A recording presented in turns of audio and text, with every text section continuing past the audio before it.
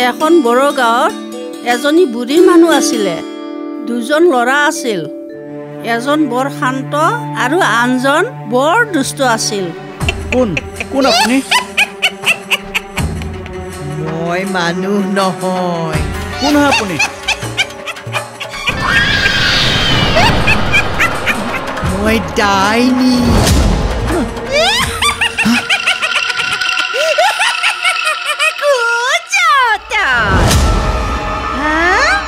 মোৰ পৰা শাৰী কোনো যাব নোৱাৰে